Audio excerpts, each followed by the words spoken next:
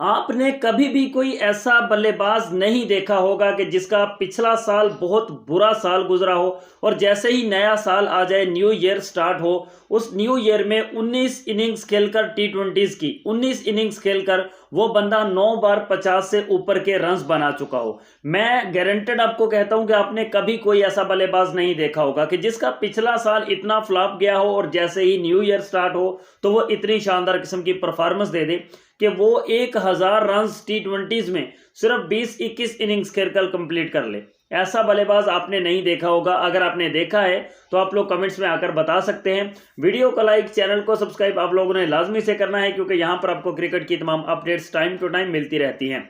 बाबर आजम इस वक्त टी20 क्रिकेट में 1000 रन कंप्लीट करने के बहुत करीब पहुंच चुका है कि जो 2024 में 1000 रन कंप्लीट कर लेगा और वो पहला बल्लेबाज होगा कि जो 2024 में 1000 रन कंप्लीट करेगा, क्योंकि और कोई भी बाबर आजम के बिल्कुल करीब भी नहीं है। और अगर कोई करीब है तो उसको अभी भी तकरीबन 250 से ऊपर के रन चाहिए टी20 क्रिकेट में 1000 रन को कंप्लीट करने के लिए। लेकिन बाबर आजम, जिसको सिर्फ 89 रन की जरूरत है कि वो 2024 में अपना 1000 रन कंप्लीट कर लेगा। 1000 रन सिर्फ 19, 20 या 21 इनिंग्स खेलकर। 19 तो बाबर आजम ऑलरेडी खेल चुका है।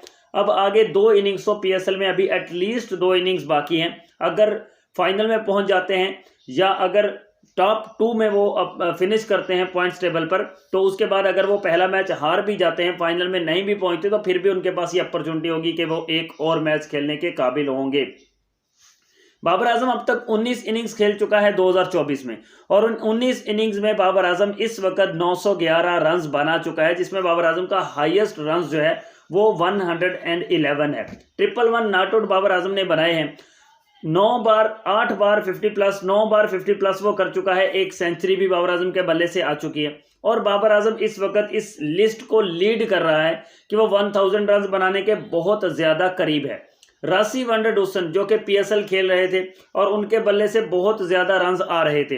बाबर आजम का और रासी वंडरडोसन का मुकाबला जारी था रन बनाने में, लेकिन रासी वंडरडोसन को वापस जाना पड़ा। वो पीएसएल को दरमियान में छोड़कर वापस चले गए और रासी वंडरडोसन वो दूसरे नंबर पर हैं, लेकिन उनके रन्स की तादाद 700 से ऊपर है। मतलब अभी 800 के करीब वो नहीं पहुंचे हैं। 1-2 सेंचुरियां उसके बल्ले से आ भी चुकी हैं, कुछ 4 50 प्लस भी उसके बल्ले से आ चुके हैं। तो यूं इस तरह से वो 6 बार 50 से ऊपर गया है 18 इनिंग्स में। लेकिन बाबर आजम 19 इनिंग्स में 9 बार ऊपर चला गया है 50 से। और बाबर आजम के बल्ले से ये रन्स जितनी बार भी आए हैं बहुत शानदार किस्म के आए हैं। बाबर आजम की अगर हम लोग स्ट्राइक रेट की बात करें तो 139 की स्ट्राइक रेट है। ओवरऑल टी20 में बाबर की स्ट्राइक रेट बनती है 129 की, लेकिन यहां बाबर आजम 10 पॉइंट्स ऊपर है। मतलब 139 की स्ट्राइक रेट के साथ 54 की एवरेज के साथ बाबर आजम इस वक्त 911 रन बनाकर मौजूद है टॉप पर। और बाबर को यहां से चाहिए सिर्फ 89 रन। 911 तो हो चुके हैं, सिर्फ 89 रन चाहिए। अब बाबर आजम या तो अगले मैच में भी कराची के अगेंस्ट बैटिंग करते हुए 89 कर सकता है। एक मैच में भी हो सकते हैं, कोई बहुत बड़ा टास्क ये नहीं है। लेकिन अगर ना हो तो भाई 4 इनिंग्स भी लग सकती हैं। बाबर आजम अब सिर्फ इन 19 इनिंग्स में से सिर्फ 9 या 10 बार जो है वो 50 नहीं कर पाया। 0 से 50 के बीच में आउट हुआ है, 0 से 49 के बीच में, जिसमें 2-3 बार तो मुझे याद है कि 48 पर वो आउट हुआ। 48 पर आउट हुआ, फिर से बांग्लादेश प्रीमियर लीग में भी 48 पर आउट हुआ, फिर से 37 पर आउट हुआ, 31 पर भी आउट हुआ और एक बार 0 पर आउट हुआ जो कि रन आउट था। इस तरह से बाबर आजम इस लिस्ट में जो कि मैंने आपको बता दी है, जो कि मैंने आपको प्रोवाइड किया है, इस लिस्ट में वो पहले नंबर पर मौजूद है।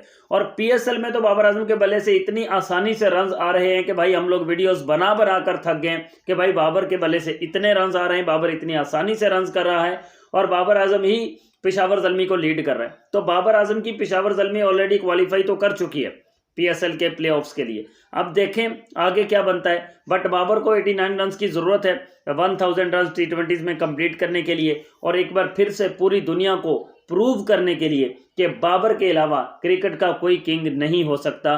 बाबर एक रियल किंग है, रियल किंग ऑफ क्रिकेट है बाबर आजम।